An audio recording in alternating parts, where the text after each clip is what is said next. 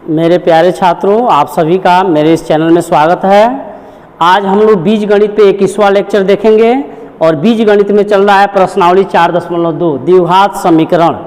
तो ध्यान दीजिएगा, आज प्रश्नावली 4.2 में कुछ क्वेश्चंस बाकी है, उसको करेंगे, ठीक ना। क्वेश्चन नंबर 4 देखिएगा, ठीक है। पहले क्वेश्चन नंबर 4 लिख रहे हैं, उसके बाद समझेंगे और सॉल्यूशन करेंगे, ठीक है। ध्यान दीजिएगा, द्विक्रमागत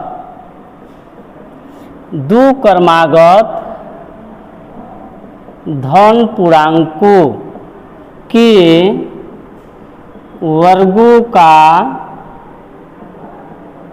योग 365 है, उन्हें ज्ञात करें।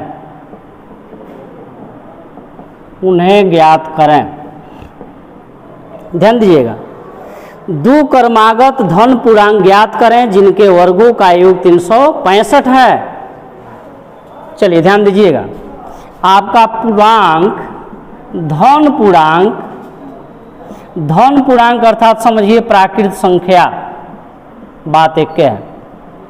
धन पूर्णांक अर्थात प्राकृत संख्या यानी 1, 2, 3, 4, 5 यह सब, ठीक ना। पूर्णांक क्या है? धनात्मक प्राकृत संख्या, ऋणात्मक प्राकृत संख्या और शून्य को पूर्णांक कहते हैं। धन पूर्णांक अर्थात 1 से शुरू होगा, ठीक ना। धन पूर्णांक अर्थात प्राकृत संख्या। तो वैसा दो धन पूर्णांक ज्ञात करना है जिनके वर्गों का योग क्या है? 365 है, ठीक है। क्रमागत यानी लगातार, दो लगातार धन पूर्णांक है जिनके वर्गों का योग 365 है। दोनों धन पूर्णांक को ज्ञात करना है। ध्यान दीजिए, कहीं से दो लगातार लीजिएगा, कहीं से दो लगातार ले लीजिए तो 1 से बढ़ रहा है ना जी। 4 में 1 जोड़िएगा 5 मिलेगा, या इसको लिए हैं तो 1 में 1 जोड़िएगा 2 मिलेगा। यानी कहीं से भी 2 लगातार धन पूर्णांक लीजिएगा तो 1 से ना आगे बढ़ रहा है। पहले को x मानेंगे तो दूसरा हो जाएगा x + 1, पहले को x मानेंगे दूसरा हो जाएगा x + 1। 1 से ना बढ़ रहा है। 4 में 1 जोड़िएगा तब ना 5 होगा, या 1 में 1 जोड़िएगा तब ना 2 होगा। चलिए ध्यान देते रहिएगा। तो मानेंगे, माना पहला धन पूर्णांक, माना तो पहला धन पूर्णांक बराबर x, इसलिए दूसरा धन पूर्णांक क्या हो जाएगा? x + 1 होगा ना। 1 से बढ़ रहा है, माना पहला धन पूर्णांक बराबर x, इसलिए दूसरा धन पूर्णांक x + 1। द्विघात समीकरण है ना, एक ही चर मान के बनाना है ना। ध्यान दीजिएगा प्रश्न से। अब क्या कहा जी? द्विक्रमागत धन पूर्णांक ज्ञात कीजिए जिनके वर्गों का योग 365 है। अब इनके वर्गों का योग 365 है, तो पहले का वर्ग कीजिए, दूसरे का भी वर्ग कीजिए और वर्गों का योग 365 है, यानी 365 के बराबर है। चलिए अब आगे बढ़ रहे हैं। अभी क्या हो गया? a + b का होल स्क्वायर। प्लस के जो बाएं साइड में है a के जगह में है, प्लस के जो दाएं साइड में है b के जगह में है। यानी a के जगह में x है और b के जगह में 1 है। तो a + b का whole square, a² + 2ab + b² होता है ना। चलिए उसी रूप में इसको लिखेंगे। a² अर्थात x² + 2ab, तो 2 गुणे a का मान x गुणे b का मान 1 प्लस b² यानी 1 का स्क्वायर बराबर 365। कोई दिक्कत? x² है, देखिए इसके आगे 1 छिपा है तो इक्वल को x², एगो x² है तो एगो x², दूगो x² होगा ना, 2x²। यानी वही बात, x² + x² 2x², ठीक ना। ध्यान देते रहिएगा। प्लस 2 एकम 2x, 2x प्लस 1 का स्क्वायर जी 1, आई प्लस में इधर आएगा माइनस में, उधर कुछ नहीं बचा तो 0। कोई दिक्कत नहीं ना है। चलिए आगे बढ़ रहे हैं। 2x² + 2x, 1 में से 365 घटेगा -364 बराबर 0। कोई दिक्कत? कम में से ज़्यादा घटता है, माइनस में बचता है ना। जहाँ भी आ जाए छोटा घटाओ बड़ा, तो बड़े में से छोटे को घटा लेते हैं, उसके आगे माइनस लगा देते हैं, कोई दिक्कत। चलिए द्विघात समीकरण मिल गया है, लेकिन इसको थोड़ा सा कॉमन ले लेते हैं, छोटा कर लेते हैं, ठीक ना। सभी पदों में देख रहे हैं 2 कॉमन है, यदि 2 को कॉमन लेके समीकरण को छोटा कर लेंगे तो सॉल्यूशन आसान हो जाएगा, ठीक ना। चलिए सभी में से 2 कॉमन लेते हैं, तो यहाँ एक्स स्क्वायर बचा प्लस यहाँ पे क्या बचा, केवल एक्स बचा। ध्यान दीजिएगा 18 दूना 36, 18 दूना 36 और 2 दूना 4 हो जाएगा ना जी, बराबर 0। सबके साथे 2 गुणा में उधर जाएगा जी भाग में। चलिए तो x square plus x minus 182 बराबर 0। सबके साथे 2 गुणा में उधर जाएगा भाग में, और 0 में 2 से भाग देंगे क्या हो जाएगा, 0 हो जाएगा ना। यहाँ पे आके हम क्या पा गए, द्विघात समीकरण। चलिए अब इसका हल हम गुणनखंड विधि से करते हैं। द्विघात सूत्र से भी किया जा सकता है, कहीं कोई दिक्कत नहीं है, ध्यान दीजिएगा। तो इसका हल गुणनखंड विधि से करते हैं, ठीक ना। ध्यान दीजिएगा आपका x square plus x minus 182 है। कैसे गुणनखंड करते हैं जी, तो बीच वाले पद को 2 पदों में बांटकर, बांटने का काम कैसे करते हैं, तो आदि और अंत का गुणा करते हैं। यहाँ पे एक्स स्क्वायर का गुणांक कुछ भी नहीं है, तो 1 छिपा है ना, तो एक्स स्क्वायर का गुणांक 1 और अचर पद 182, चिन्ह को नहीं ले रहे हैं, उससे कोई मतलब भी नहीं है। एक्स स्क्वायर का गुणांक 1 और अचर पद 182 दोनों का गुणा करेंगे तो क्या मिला जी, 182। 182 का वैसा गुणनखंड करेंगे, 182 का वैसा गुणनखंड लेंगे जिसको जोड़ने पर या घटाने पर बीच वाले पद, यहाँ पे 1 छिपा है ना जी, बीच वाले पद अर्थात 1 के बराबर हो जाए, इसी 1 के बराबर हो जाए।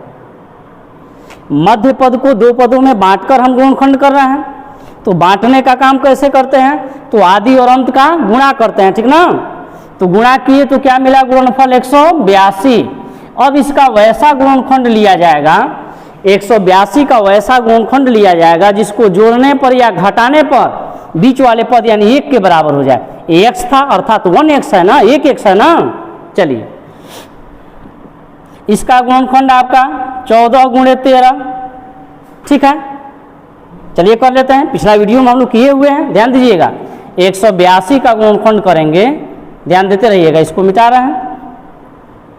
2 से काटिए, 9 दूना 18, 2 एकम 2 होगा, 13 सते 91 काटिए, 13 सते 91। अब ध्यान दीजिएगा, तो इन दोनों का गुणा एक साथ कर लीजिए, 7 दूना 14 और गुणे 13 हो जाएगा। 182 का गुणनखंड 14 गुणे 13।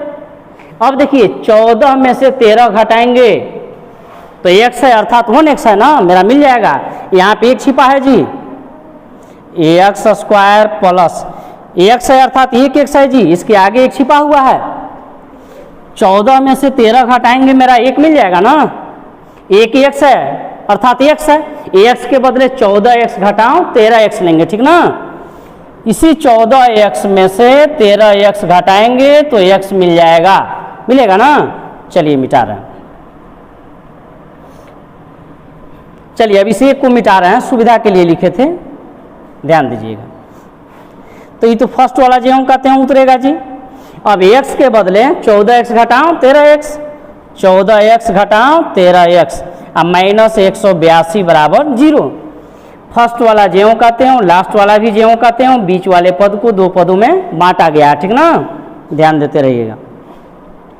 अब देखिए इन दोनों में क्या कॉमन है, तो x कॉमन है, यहाँ भी x है, यहाँ भी x है, x कॉमन है।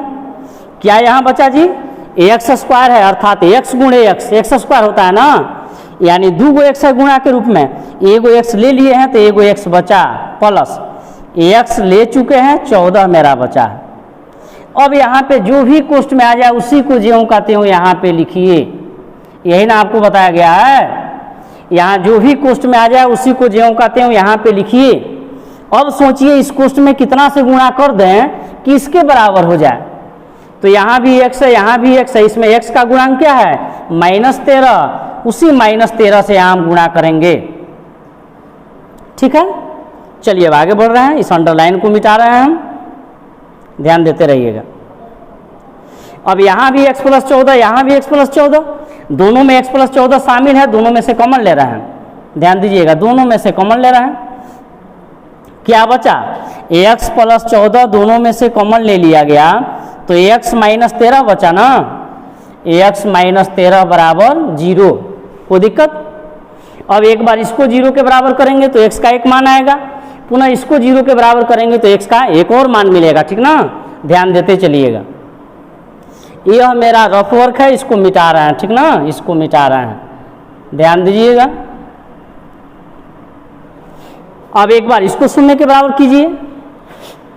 जब ax प्लस 14 बराबर 0 तो x का मान क्या मिला जी? माइनस 14। ध्यान दीजिएगा, बराबर के इधर 14 प्लस में उधर जाएगा, माइनस में x का मान मिला माइनस 14, और x क्या है जी? धन पूर्णांक है। x मेरा धन पूर्णांक है, जबकि x का मान यहाँ माइनस में आया है, अतः यह संभव नहीं है। x क्या है? धन पूर्णांक है ना, धन है यानी प्लस वाला वैल्यू है ना जी, जबकि यहाँ पे x का मान माइनस में मिला है, तो यह संभव नहीं है। यहाँ पे कॉमा दे के लिखिए, जो कि संभव नहीं है। चलिए पुनः एक और बचा है, इसको हम 0 के बराबर करेंगे। पुनः ax माइनस 13 बराबर 0, तो x का मान क्या जी? 13। यही x का मान 13 मिला ना, यानी पहला धन पूर्णांक कितना? 13, और दूसरा धन पूर्णांक ax प्लस 1 यानी 13 प्लस ये क्या होगा? 14। तो लिखिए, जब ax बराबर 13, तो यानी जब x का मान 13 ले लिए, 13 आया हुआ है उसी को लिए, तो x प्लस 1 दूसरा है ना, ax प्लस 1 बराबर 13 प्लस 1 बराबर 14, यानी पहला धन पूर्णांक 13, दूसरा धन पूर्णांक 14, दूसरा धन पूर्णांक ना x प्लस 1 है आपका, यहाँ पे देखिए। इसलिए फाइनली लिख दीजिए, इसलिए धन पूर्णांक बराबर 13,14, यही आपका आंसर हुआ। कोई दिक्कत? समझे ना। तो चलिए आप वीडियो को पॉज करके इसे उतार सकते हैं, या इसका स्क्रीनशॉट भी ले सकते हैं, ठीक ना। चलिए अब इसको मिटा रहे हैं और इसके आगे वाला क्वेश्चन देख रहे हैं, ठीक ना। ध्यान देते रहिएगा, इसको अब मिटा रहे हैं हम। अब क्वेश्चन नंबर हम देखेंगे 5। ध्यान दीजिएगा, क्वेश्चन नंबर देखा जाएगा 5।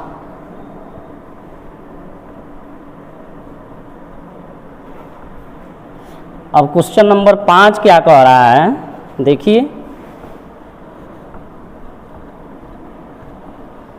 चलिए क्वेश्चन नंबर 5 लिखते हैं, ठीक है, ध्यान देते रहिएगा। क्वेश्चन कह रहा है, एक समकोण त्रिभुज की ऊंचाई आधार से 7 cm कम है, आधार से 7 सेंटीमीटर कम है। यदि कोण 13 cm हो तो आधार तथा ऊंचाई ज्ञात करें। आधार तथा ऊंचाई ज्ञात करें। ध्यान दीजिएगा जी, सब क्वेश्चन एग्जाम में पूछा जाता है, ठीक ना। चलिए क्वेश्चन कहा, देखिए, समकोण त्रिभुज बनाइए कोई ABC। समकोण त्रिभुज क्या होता है जी? वैसा त्रिभुज जिसका एक कोण 90 डिग्री हो, समकोण त्रिभुज कहलाता है। यही समकोण त्रिभुज है। E आपका आधार है और E आपका क्या है जी? ऊंचाई है। देखिए समकोण त्रिभुज में समकोण के सामने वाली भुजा हमेशा कोण होती है। समकोण त्रिभुज में 90 डिग्री के सामने वाली भुजा हमेशा कोण होती है, ठीक है। यह ऊंचाई हो गया, ये आधार हो गया। इन दोनों में से हम किसी को आधार तथा किसी को ऊंचाई कह सकते हैं। ऐसी बात नहीं है कि लंब मने खड़ा और आधार मने पड़ा, कि जो खड़ा है वही लंब है और जो पड़ा है वही आधार है। हम इन दोनों में से किसी को आधार और किसी को लंब कह सकते हैं, ठीक ना।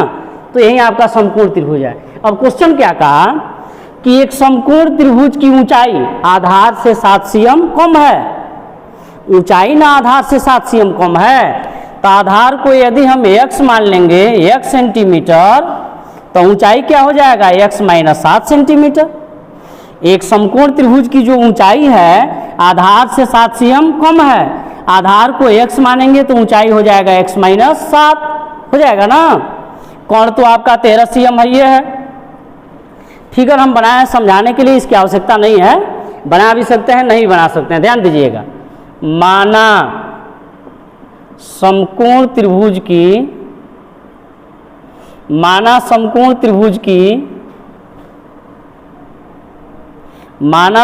त्रिभुज का आधार बराबर 1 सेंटीमीटर। देखिए एक समकोण त्रिभुज की ऊंचाई आधार से 7 cm कम है, ऊंचाई ना आधार से 7 cm कम है, तो आधार को 1 cm मानेंगे, इसलिए ऊंचाई इससे 7 cm कम है, यानी x माइनस 7 सेंटीमीटर। ठीक है, चूंकि कोण का मान क्या दिया है जी, कोण का मान दिया है 13 सेंटीमीटर। ठीक है, चलिए अब इसको मिटा रहे हैं, ध्यान देते रहिएगा।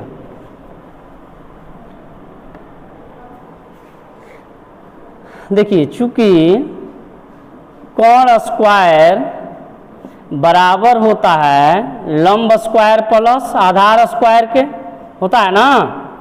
समकोण त्रिभुज में कोण स्क्वायर बराबर होता है लंब स्क्वायर प्लस आधार स्क्वायर के। कहाँ से जी, पाइथागोरस प्रमेय से। हम 10th क्लास में भी ज्यामिति में पढ़ेंगे पाइथागोरस प्रमेय। किसी समकोण त्रिभुज में कोण का वर्ग अन्य दो भुजाओं के योगफल के बराबर होता है।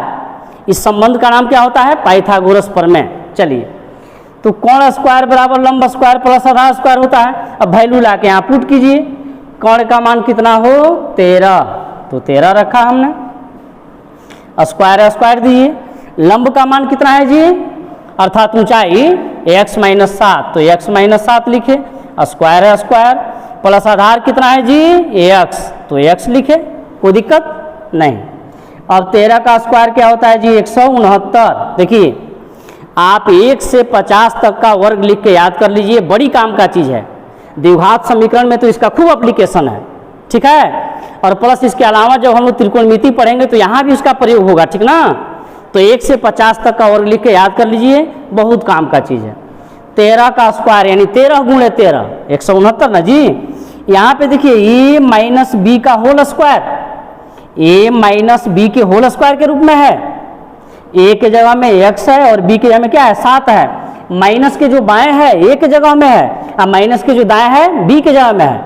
तो a माइनस बी का whole square, a square minus 2ab plus b square होता है ना। चलिए देखते हैं, a स्क्वायर अर्थात x स्क्वायर माइनस 2ab, तो 2 गुणे a का मान x गुणे b का मान 7 आ प्लस b स्क्वायर यानी 7 का स्क्वायर आई प्लस x स्क्वायर ज्यों का त्यों, कोई दिक्कत। देख लीजिए a स्क्वायर अर्थात x square minus 2ab minus 2 गुणे a का मान x गुणे b का मान 7 प्लस b स्क्वायर यानी 7 का स्क्वायर और यह ज्यों का त्यों, कोई दिक्कत। चलिए यह तो आपका 169 ज्यों का त्यों। एगो एक्स स्क्वायर एगो एक्स स्क्वायर दो एक्स स्क्वायर होगा 2x स्क्वायर माइनस 2 सते 14x 14x प्लस 7 का स्क्वायर जी 49, कोई दिक्कत। अब सबको उधर ले जाते हैं तो इधर कुछ नहीं बचेगा, 0 होगा ना। चलिए तो 2x square minus 14x plus 49 minus 169, कोई दिक्कत। यह प्लस में उधर जाएगा माइनस में, इधर कुछ नहीं बचा तो 0, ध्यान देते रहिएगा। 2x स्क्वायर माइनस 14x, ध्यान दीजिएगा। और कम में से ज़्यादा घट रहा है, जहाँ भी आ जाए छोटा घटाओ बड़ा, तो बड़े में से छोटे को घटा लीजिए, उसके आगे माइनस लगा दीजिए। तो 169 में से 49 घटाइए, तो 9 में से 9 घटा 0, 6 में से 4 घटा 2, 120 नहीं माइनस में। चलिए 120 चाहे 60 169, ठीक है। अब देखिए द्विघात समीकरण तो मिल गया है, लेकिन देख रहे हैं सब में 2 शामिल है। यदि सब में से 2 कॉमन ले लेते हैं तो द्विघात समीकरण छोटा हो जाएगा, हल करना ज़्यादा आसान हो जाएगा, ठीक ना। चलिए सब में से 2 कॉमन लेते हैं, तो यहाँ एक्स स्क्वायर बचा माइनस 7 दूना 14 होता है, 2 ले लिए हैं, 7 बचा है, एक्स ज्यों कहते हो, और 60 दूना 120, सब में से 2 कॉमन ले लिए ना। अब सबके साथ 2 गुणा में इधर आएगा भाग में, ध्यान दीजिएगा, ध्यान देते रहिएगा आप लोग। एक्स स्क्वायर थोड़ा सा बड़ा लिखते हैं, एक्स स्क्वायर माइनस 7x और माइनस 60, ध्यान दीजिएगा, सबके साथ 2 गुणा में इधर आया भाग में 0 हो गया, 0 में 2 से भाग दीजिएगा 0 हो जाएगा ना। चलिए 0 बराबर इतना या इतना बराबर 0, अब इसी को इधर लिख लेते हैं। तो x square minus 7x minus 60 बराबर 0। चलिए द्विघात समीकरण मिला। अब इसका हल करना है तो चलिए गुणनखंड विधि का प्रयोग करते हैं, आप द्विघात सूत्र का भी प्रयोग कर सकते हैं। तो कैसे गुणनखंड कर रहे हैं जी, बीच वाले पद को 2 पदों में बांटकर, उसके लिए क्या करते हैं, तो आदि और अंत का गुणा करते हैं। यहाँ पे एक्स स्क्वायर का गुणांक क्या छिपा है, 1, तो एक्स स्क्वायर का गुणांक 1 और अचर पद 60 का क्या करेंगे, गुणा, तो क्या मिला जी 60। 60 का वैसा गुणनखंड लेंगे जिसको जोड़ने पर या घटाने पर बीच वाले पद यानी माइनस 7 के बराबर हो जाए, यही कर रहा है ना। चलिए तो 12 पचे क्या होता है जी 60, 12 पचे 60 होता है ना। 60 का तो बहुत गुणनखंड होगा, 20 तिहाई 60, 20 गुणे 3, 15 चौका 60, 15 गुणे 4, यह भी एक गुणनखंड है, 60 एकम 60, ठीक है, 30 दूना 60। लेकिन 60 का वैसा गुणनखंड लेते हैं जिसको जोड़ने पर या घटाने पर बीच वाले पद के बराबर हो जाए। बीच वाला पद क्या है, माइनस 7। चलिए देखते हैं, तो 60 का गुणनखंड हमने यह लिया 12 गुणे 5। अब देख लीजिए 5 में से 12 घटाइएगा माइनस 7 होगा ना, माइनस 7 एक्स है, तब 5x घटाओ 12x, ये माइनस 7 एक्स हो जाएगा ना। तो माइनस 7 एक्स के बदले अब यहीं लिखेंगे, ठीक ना। चलिए अभी सब मिटा रहे हैं, आप ध्यान देते रहिएगा। चलिए तो यह तो ज्यों का त्यों, माइनस 7x के बदले 5x minus 12x, 5x minus 12x और माइनस 60 ज्यों का त्यों बराबर 0, ठीक ना। चलिए इसको भी मिटाते हैं, यह मेरा रफ वर्क है, ठीक ना, ध्यान देते रहिएगा। फिर अब क्या करेंगे जी, इन दोनों में क्या कॉमन है, ठीक ना, यही ना कर रहे हैं। तो यहाँ भी x, यहाँ भी x कॉमन है, क्या यहाँ बचा जी, तो एगो x बचा, x का पावर 2 बताता है, x गुणे x माने 2 x गुणा के रूप में है, एगो तो कॉमन लिए हैं, एक बचा है ना जी, प्लस x कॉमन ले लिए हैं, क्या बचा है 5। अब यहाँ पे जो भी कोष्ठ में आ जाए उसी को ज्यों का त्यों यहाँ पे लिखिए, ज्यों का त्यों उतारिए। अब सोचिए इस कोष्ठ में यहाँ कितना से गुणा कर दें कि इसके बराबर हो जाए। इन दोनों का कहानी तो यहाँ समाप्त हो गया है, यहाँ भी x है, यहाँ भी x है, x का गुणांक यहाँ क्या है जी माइनस 12, तो उसी माइनस 12 से गुणा करेंगे, ध्यान दीजिएगा, माइनस 12 से गुणा करेंगे, गुणा कीजिएगा एकदम यही चीज मिलेगा, माइनस 12 गुणे x माइनस 12x, माइनस कोष्ठ का अर्थ गुणा, माइनस गुणे प्लस माइनस 12 पचे 60, कोई दिक्कत। चलिए अब यहाँ भी x प्लस 5, यहाँ भी x प्लस 5, एक पद यह है दूसरा पद यह है और दोनों जगह x प्लस 5 मौजूद है, तो x प्लस 5 कॉमन है ना, कॉमन लेते हैं, x प्लस 5 को क्या ले लिए कॉमन, क्या बच गया जी x माइनस 12 बराबर 0। अब एक बार इसको 0 के बराबर करेंगे, आप पुनः एक बार इसको 0 के बराबर करेंगे, ठीक ना। जब x प्लस 5 बराबर 0 तो x का मान क्या आया जी -5। चलिए इसी लाइन में लिख रहे हैं, 5 प्लस में उधर जाएगा जी -5, और x क्या है जी आधार है ना, आधार क्या है, एक दूरी है ना जी, ध्यान दीजिएगा। मान लीजिए यही समकोण त्रिभुज है, ये आपका कोण, ये आपका क्या जी लंब, और ये आपका क्या आधार। आधार क्या है, एक दूरी है ना जी, और दूरी कभी ऋणात्मक नहीं होता है, दूरी का मान माइनस में कभी नहीं होता है, तो x का मान जो माइनस में आया संभव नहीं है, लिखेंगे हम, ध्यान दीजिएगा। अब यहाँ कॉमा दे के लिख दीजिए जो कि संभव नहीं है, जो कि संभव नहीं है। पुनः इसको 0 के बराबर कीजिए, ठीक है, ध्यान दीजिएगा। पुनः x माइनस 12 बराबर 0, तो x का मान क्या है जी 12, ध्यान दीजिएगा। 12 माइनस में उधर गया, प्लस में x का मान 12 आया, और x क्या है जी आधार। देखिए x आपका आधार है ना, तो आधार क्या जी 12 सीएम, और ऊंचाई क्या हो जाएगा x माइनस 7 यानी 12 माइनस 7 यानी 5 सीएम। इसलिए आधार आपका 12 सीएम, आधार क्या है x है ना, और x का मान 12 है, तो आधार 12 सीएम, और ऊंचाई आपका जी x माइनस 7 यानी 12 माइनस 7 यानी कितना जी 5 सीएम। यही आपका आंसर हुआ। कोई दिक्कत? हमें उम्मीद है आपको पूरा समझ में आया होगा, ठीक है। तो आप वीडियो को पॉज करके इसे उतार सकते हैं, ठीक ना। चलिए अब इस चैप्टर का लास्ट क्वेश्चन देखा जाए, ठीक है, और इसी के साथ एक्सरसाइज 4.2 यानी प्रश्नावली 4.2 क्या होगा समाप्त हो जाएगा, ठीक ना। तो चलिए इसको मिटा रहे हैं, ध्यान देते रहिएगा, आप लोग ध्यान दीजिएगा।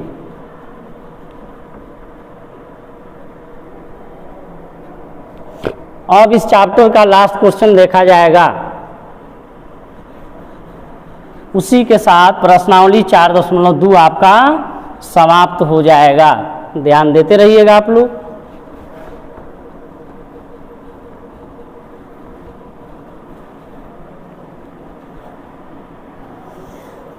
चलिए तो पहले लास्ट क्वेश्चन लिखते हैं। क्वेश्चन नंबर आपका 6 है।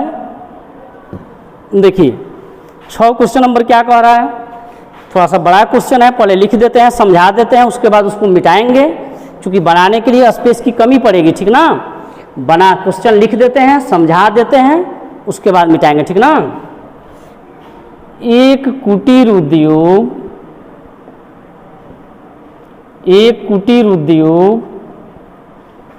एक दिन में कुछ बर्तनों का निर्माण करता है, कुछ बर्तनों का निर्माण करता है।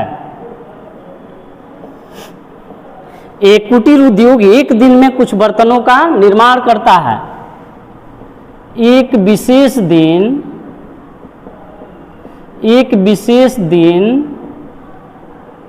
यह पाया गया कि किसी विशेष दिन यह पाया गया कि प्रत्येक नग की निर्माण लागत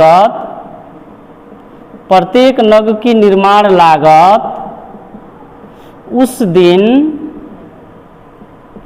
निर्मित बर्तनों की संख्या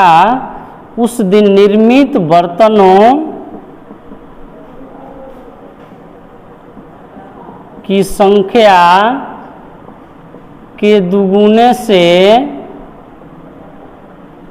3 अधिक है। 3 अधिक है। एक विशेष दिन यह पाया गया कि प्रत्येक नग की निर्माण लागत उस दिन निर्मित बर्तनों की संख्या के दुगुने से 3 अधिक थी। ध्यान दीजिएगा। यदि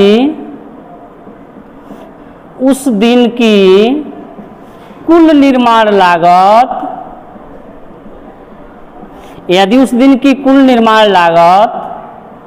90 रुपये है, तो निर्मित बर्तनों की संख्या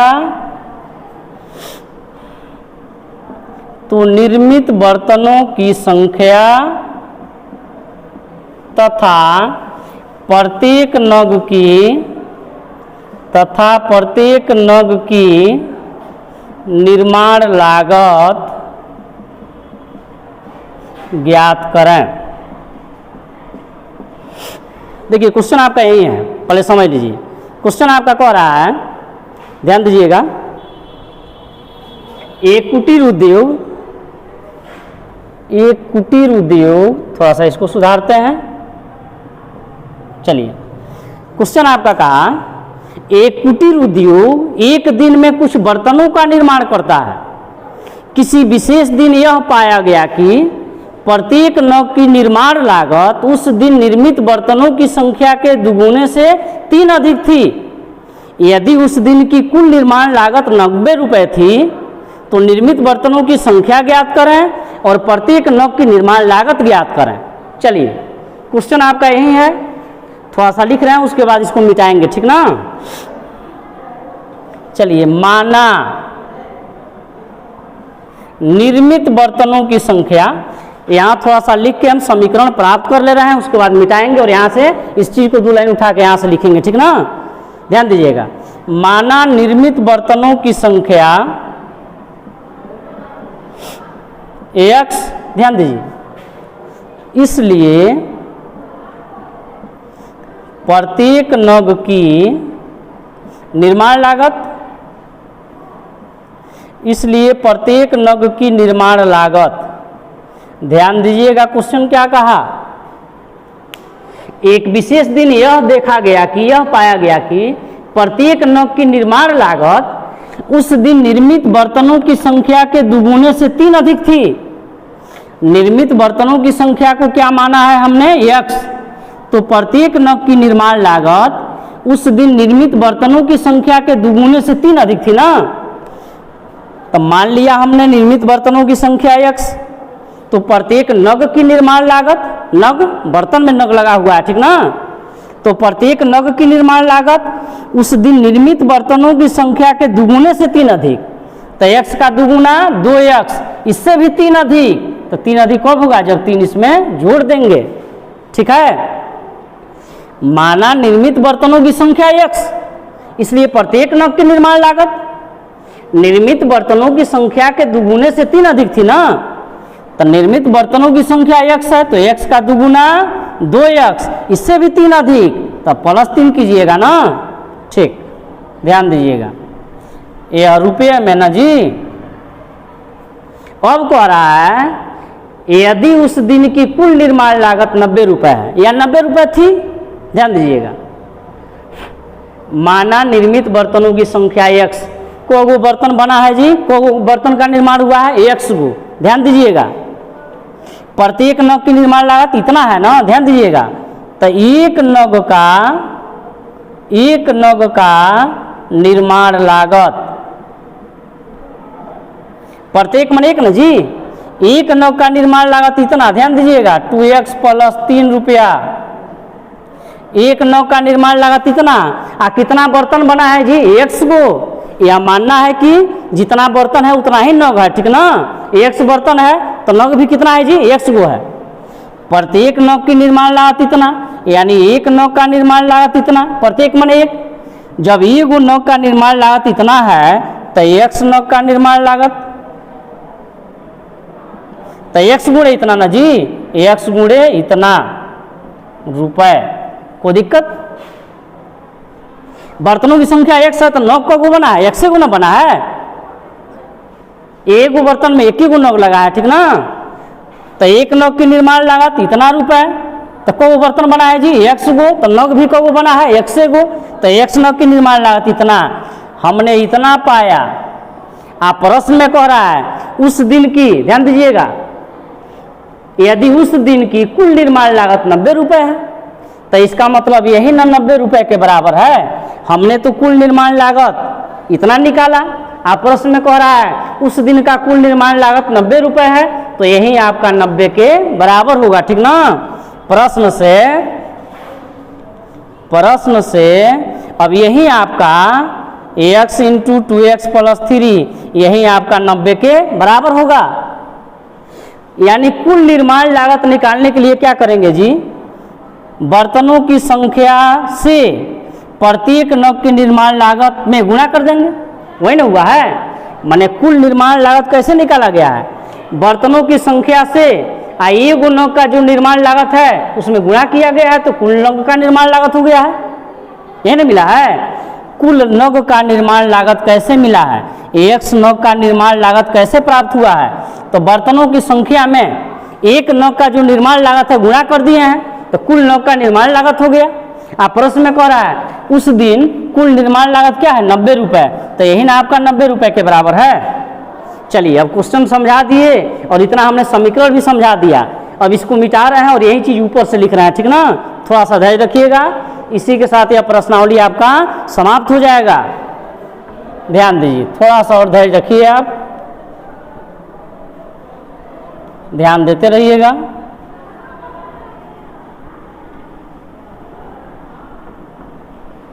चलिए अब इसी चीज को हम ऊपर लिख रहे हैं, ठीक ना। माना निर्मित बर्तनों की संख्या कितना जी, x ना, इसलिए प्रत्येक नग की निर्माण लागत इसके दुगुने से 3 अधिक ना, तो x का दुगुना 2x प्लस 3 इतना रुपए, इसलिए कुल निर्माण लागत, इसलिए कुल निर्माण लागत, कुल निर्माण लागत निकालने के लिए क्या करेंगे, बर्तनों की संख्या से एक नग का जो निर्माण लागत है उसमें गुणा कर देंगे तो कुल निर्माण लागत हो गया। यही ना फाइनली हमको प्राप्त हुआ है जी, यही ना चीज मिला है प्रश्न से। अब कुल निर्माण लागत मेरा इतना निकला और प्रश्न कितना कह रहा है, उस दिन का कुल निर्माण लागत 90 रुपये है, तो यही आपका 90 के बराबर होगा। x इंटू 2x प्लस 3 बराबर 90। चलिए अब इसको मिटाते हैं, ठीक ना। ऐसे ही आप ध्यान देते रहिए, इसी के साथ यह प्रश्नावली अभी समाप्त होगा। और बीच में जो एक आध दो क्वेश्चन छोड़ा जा रहा है उसको आप अपने से कीजिए, और उसमें भी यदि दिक्कत होता है तो कमेंट बॉक्स में लिखिए आप, ठीक ना। चलिए अब यहां से द्विघात समीकरण प्राप्त होगा, ध्यान देते रहिएगा। x का गुणा इसके साथ भी और इसके साथ दोनों के साथ होगा ना, तो x का गुणा इसके साथ तो 2 ज्यों का त्यों, और x गुणे x आपका x स्क्वायर हो जाएगा। x का 2 बार गुणा तो x का पावर 2 होगा ना जी, प्लस 3 गुणे x आपका 3x होगा बराबर 90। कोई दिक्कत, सबको हम एक साइड में करेंगे, ठीक ना। 2x square plus 3x, 90 plus में इधर आएगा जी माइनस में, और उधर कुछ नहीं बचेगा 0, ठीक है। सबको एक साइड में किए, 90 प्लस में इधर आएगा माइनस में, उधर कुछ नहीं बचेगा 0। क्या मिला, द्विघात समीकरण, ठीक है, द्विघात समीकरण मिला। अब इसी को क्या करना है, या तो गुणनखंड विधि से हल कीजिए या द्विघात सूत्र से हल कीजिए। तो अभी तो हम गुणनखंडीय विधि से हल कर रहे हैं, चलिए ध्यान देते हैं। गुणनखंड कैसे कर रहे हैं जी, बीच वाले पद को 2 पदों में बांटकर, बांटने का काम कैसे करते हैं, तो आदि और अंत का गुणा करते हैं, ठीक ना। 2 गुणे 90 करेंगे, ध्यान देते रहिएगा।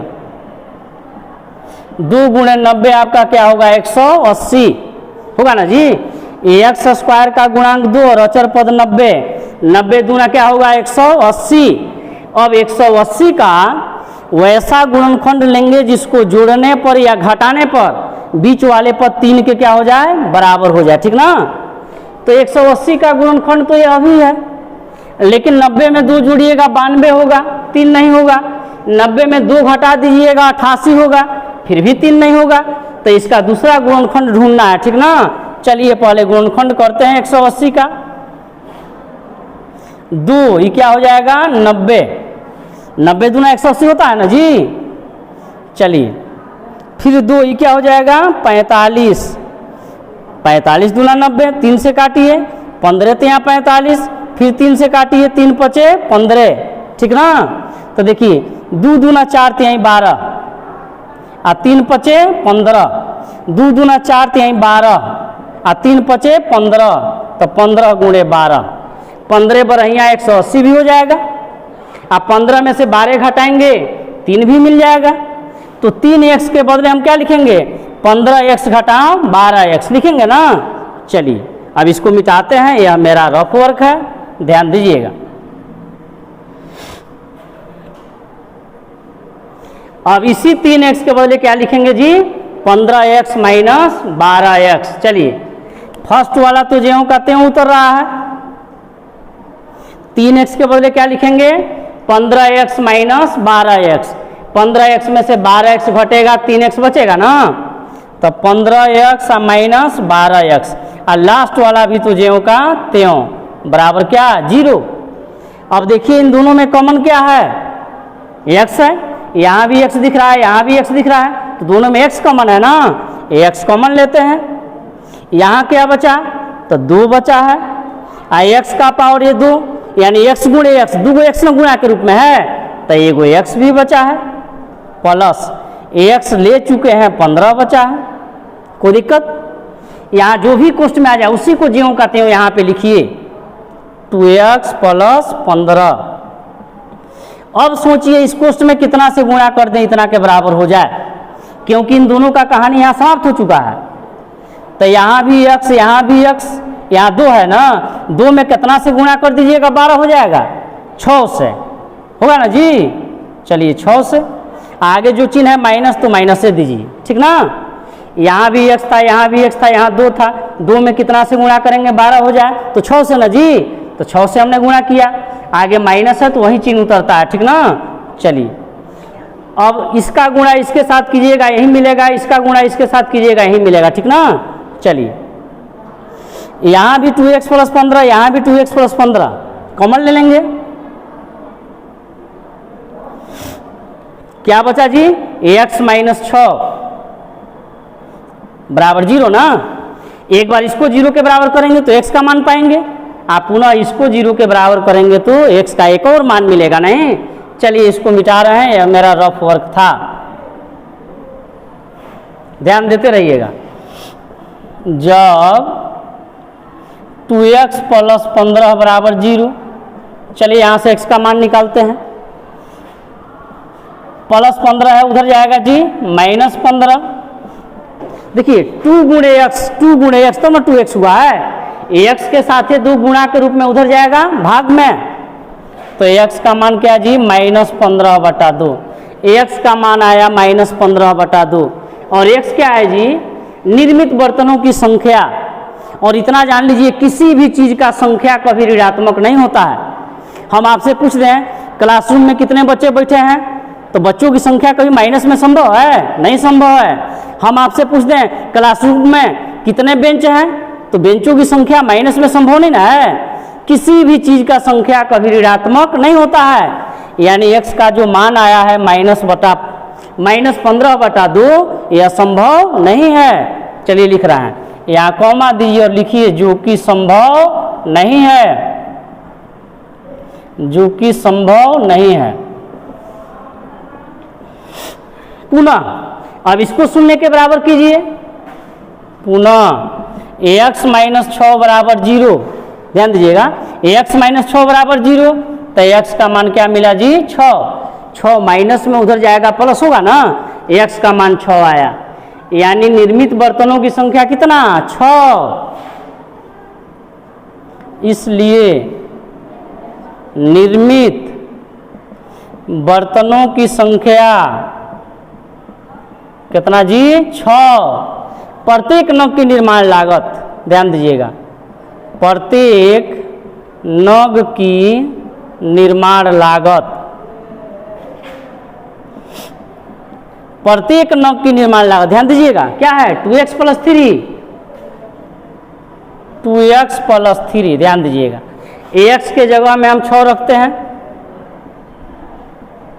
x का मान 6 पाया है ना, तो 2 6 के 12 और 3 आपका जी 15,